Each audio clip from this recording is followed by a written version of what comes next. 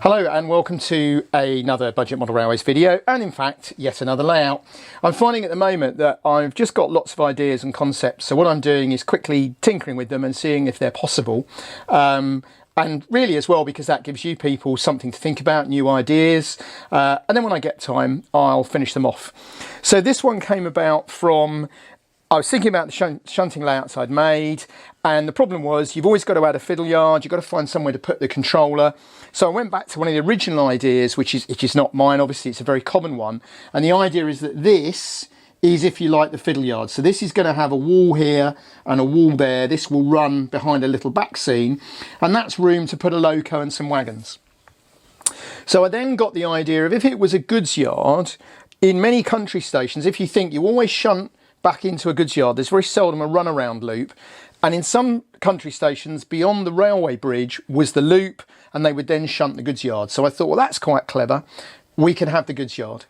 I then decided the idea of doing a reverse siding, and that's fine because the loco can come in that way and that way for that one, and it would have turned at the passing loop.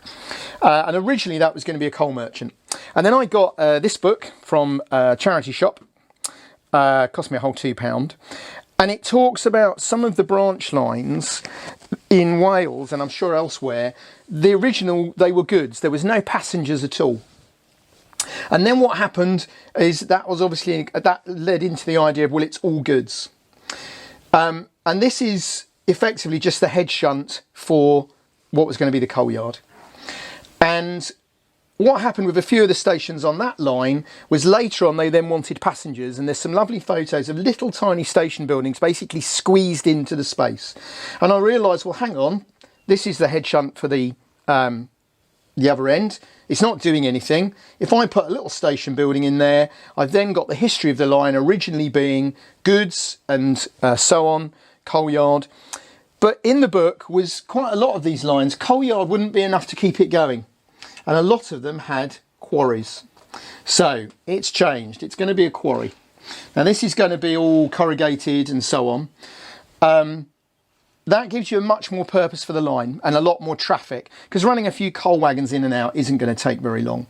So the idea is that it's been built originally, as a lot of them were, purely for business. So what I also found out from some more research and other books, and strangely enough from that book where there was agricultural merchants, all through the railway period they had goods buildings, provender stores, warehouses that were rented out to other businesses, builders merchants, agricultural merchants, whatever.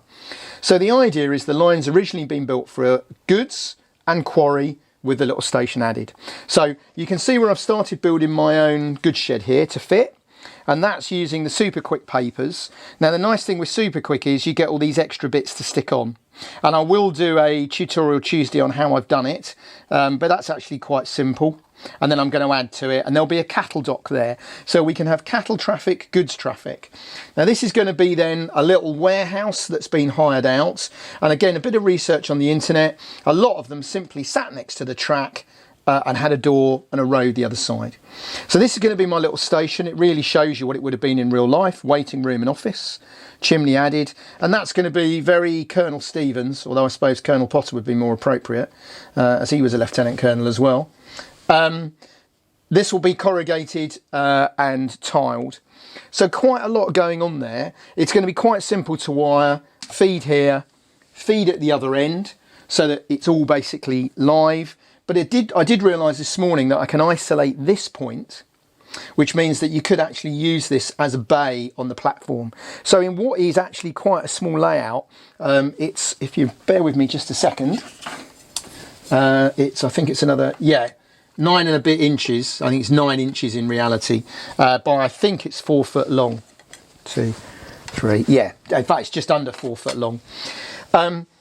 Usual roofing felt. I had to replace my mother-in-law's summer house roof, and I had some strips of 4 foot by 1 foot left, so it hasn't cost me anything. These are the old Hornby points. I used to use these a lot. They're a bit temperamental, but at the end of the day they cost me £1.50. These all work fine, they've been cleaned up. So they help to prove the concept. So another little idea, and then the controller here will be fixed in, and that'll be behind the back scene, so I can literally plug it in and go. And another little idea I picked up from somewhere, I'll be able to run empty wagons in, take them off, put filled wagons back in, and pull full wagons back out. So it'll look like you're putting empties in and bringing them out. And I even got a little loco recently, cheap on eBay, to run on it. Now this has been a nice little bargain. So this is one of the, I think it's a 94XX or something like that. I'm not sure if it's a real one or a freelance one. Nice little Lima loco. This is one of the nicest I've seen. It actually runs really well for what they are. A little bit noisy, but actually quite smooth. I paid £9.50 including postage for that, and it's boxed. So that's a little bit of a bargain. There are still a few bargains out there. So this is going to be quite a nice little layout. Every single building on it is going to be scratch built. I've even decided to scratch build my own signal box, although I've got a few, so that every building will be scratch built. And as I say, I will do some tutorial Tuesdays, although you can see from the construction they're not over complicated. So there we go. Another new idea.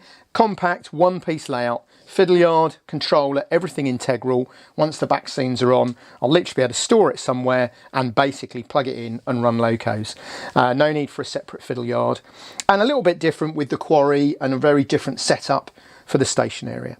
So as always, love to hear your comments and your views. Thank you very much for watching, and we'll speak to you again soon.